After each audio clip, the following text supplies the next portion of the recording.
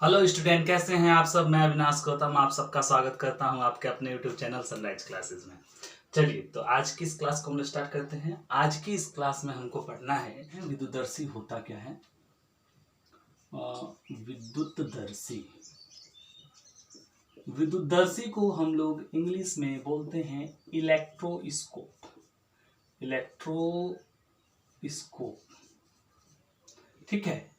विद्युतदर्शी होता क्या है यह एक ऐसी युक्ति है जिसकी सहायता से हम लोग क्या करते हैं, किसी वस्तु पर आवेश है कि नहीं है, कोई वस्तु आवेशित है कि नहीं है, इसका पता लगाते हैं।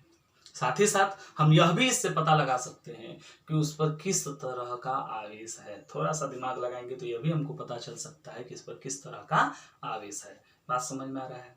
ठीक है, तो चलिए आगे बढ़ते हैं, देखते हैं यह होता क्या है। ठीक है, तो इसमें क्या होता है, कांच की जार होती है। क्या होती है?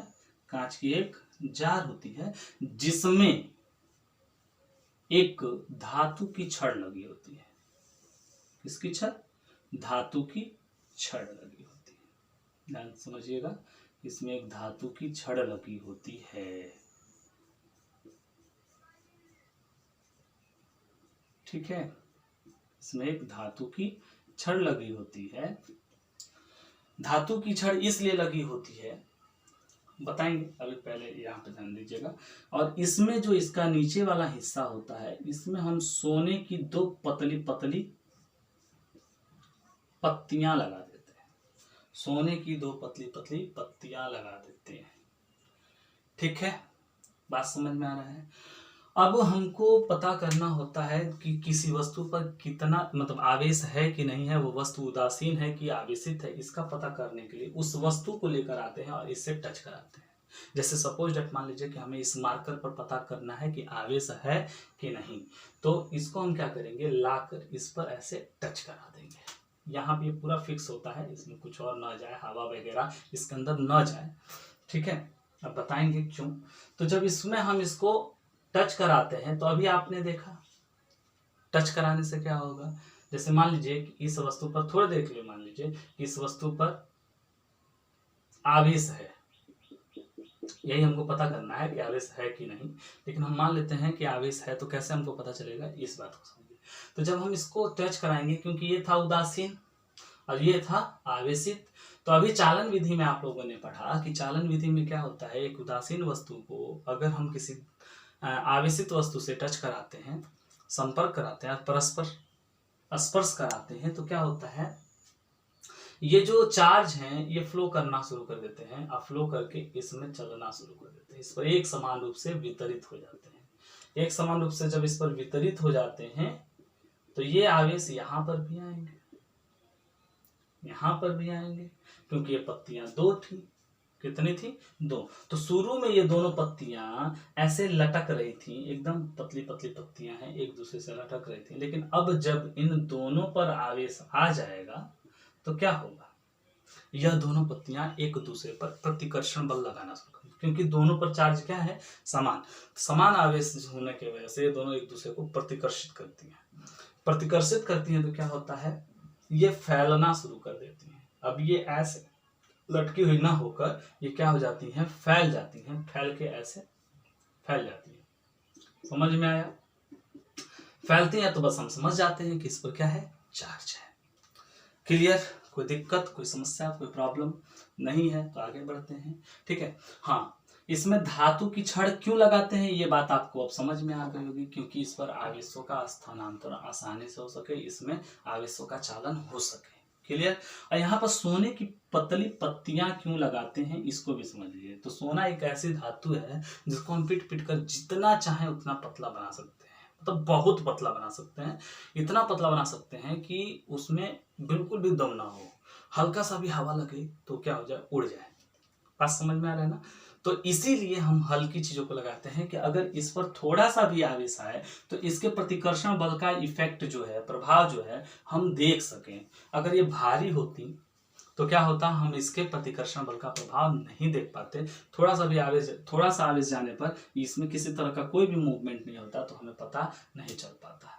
ठीक है, तो इसीलिए हम सोने का इस्तेमाल करते हैं। और इसी की वजह से सोने की पत्तियां स्वर्ण स्वर्ण पत्र, ठीक है, स्वर्ण पत्र, पत्र कहें या पत्ती कहें, सोने की पत्तियां होती हैं, इसलिए इसका एक नाम है स्वर्ण पत्र विद्युतदर्शी, स्वर्ण पत्र विद्युतदर्शी, विद्युतदर्शी। इसको हम लोग इंग्लिश में बोलते हैं gold leaf electroscope, gold leaf electroscope. Clear है एकदम, कोई डाउट हो तो बताइए, ठीक है। तो इस तरीके से हम इससे पता करते हैं कि यह आवेशित है कि नहीं है। अगर ये ऋण आवेशित होता, ऋण आवेशित होता तो वही काम, ऋण आवेशित होने पर क्या होता, ये जैसे ही हम इसको टच कराते तो ये सारे के सारे, क्योंकि ये पहले लटक रहे होते, एकदम सीधा होते, स्ट्रेट होते, जैसे ही हम इसको ऋण आवेशित वस्तु से ऐसे टच कराते तो ऋण आवेश इस पर आते, कैसे आवेश, ऋण आवेश आते, इस पर ऋण आवेश आ जाते, इस पर भी ऋण आवेश आता है, फिर ये दोनों क्या करते, एक दूसरे को प्रतिकर्षित करते। बात समझ में आया, एक दूसरे को प्रतिकर्षित करते और हमें पता चल जाता कि हाँ ये क्या है, चार्ज है। अच्छा, अब हमने एक चीज और बताया था कि हम इससे यह भी बता सकते हैं कि इसकी प्रकृति कैसी है, मतलब कोई चार्ज हमारे पास किस प्रकृति का है ये हमको पता करना हो तो कैसे, ठीक है। तो इसको भी हम लोग पता कर लेते हैं। देखिए, तो इसके लिए हम लोग को क्या करना होता है, मान लीजिए कि जिस वस्तु पर कोई चार्ज नहीं, मतलब चार्ज है लेकिन हमको पता नहीं है कि उस पर कौन सा चार्ज है, ठीक है, तो हम कैसे पता लगाएं। तो सबसे पहले हम लोग क्या करते हैं, ऐसी वस्तु लेकर आते हैं जिस पर हमें पता हो कि कैसा चार्ज है, ठीक है। एक ऐसी वस्तु लाते हैं जिस पर हमें पता हो कि कौन सा चार्ज है। हम ऐसी वस्तु लेकर आएंगे, जैसे मान लीजिए जिस पर धनावेश हो, ऐसी वस्तु को हमने लाया और ला के इसको टच कराया तो इस पर एक समान रूप से धनावेश आ गए, और धनावेश आने की वजह से ये एक दूसरे को प्रतिकर्षित कर रहे थे, क्या कर रहे थे, इस पर वितरित हुए, ये एक दूसरे को क्या किए, प्रतिकर्षित कर दिए, थोड़ा सा फैल गया, ठीक है। अब हम क्या करेंगे, इसके पास जिस वस्तु पर हमको पता करना है कि कैसा, इसको हटा देंगे, हटाएंगे तो ये क्या हो जाएगा, चार्ज होगा। अभी अभी आपने चालन में इस चीज को पढ़ा है, ठीक है। तो इस पर अब हम लोग क्या करते हैं, जिस वस्तु पर चार्ज नहीं है उसका हम पता करते हैं कि चार्ज है, लेकिन हमको ये नहीं मालूम है कि किस तरह का चार्ज है। इसका पता करने के लिए हम लोग इस वस्तु को इसके पास लाते हैं और इसको अगर हम टच कराएं, सपोज डेट मान लीजिए कि इस पर प्लस चार्ज अगर होते तो क्या होता, प्लस चार्ज होते तो इसमें प्लस चार्ज की मात्रा और बढ़ जाती, और बढ़ने की वजह से इस पर भी प्लस चार्ज की मात्रा और बढ़ जाती है, इस पर प्लस चार्ज की मात्रा और बढ़ने की वजह से ये क्या करते, और ज्यादा पहले की तुलना में और ज्यादा फैल जाते, ठीक है। तो अगर प्लस चार्ज होता तो क्या होता, ये और ज्यादा फैल जाता, ठीक। वैसे ही अगर ये निगेटिव चार्ज होता, ये निगेटिव चार्ज होता तब क्या होता, ये पहले जिस तरीके से थे उससे थोड़ा सा सिकुड़, जैसे ऐसे थे, इस पर 3 चार्ज ऐसे हम बताए थे, ठीक है। तो ये क्या हो जाता, ये आवेश आते, ये एक दूसरे को उदासीन करते, एक दूसरे को उदासीन करके यहाँ पे आवेशों की मात्राएं, धनावेशों की मात्राएं क्या हो जाती, कम होने लगती है। धनावेशों की मात्राएं जब कम होती तो ये क्या हो जाता, सिकुड़ने लगता, मतलब ये पहले की तुलना में लटक जाते हैं।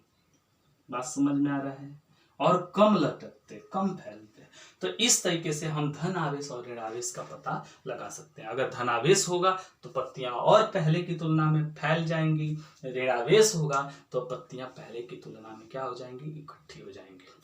आई होप कि ये बातें आप लोगों को समझ में आई होंगी। अगर नहीं समझ में आई हो तो आप लोग जरूर कमेंट करें, ठीक है, पूछें सवालों को, उसको हम जवाब देने की कोशिश करेंगे, ठीक है। अगर ये वीडियो आपको अच्छा लगा हो तो इस वीडियो को लाइक कीजिए, चैनल को सब्सक्राइब कीजिए और अधिक से अधिक लोगों में इसको शेयर कीजिए। बात समझ में आ रहा है। चलते हैं, आज की वीडियो में बस इतना ही। धन्यवाद।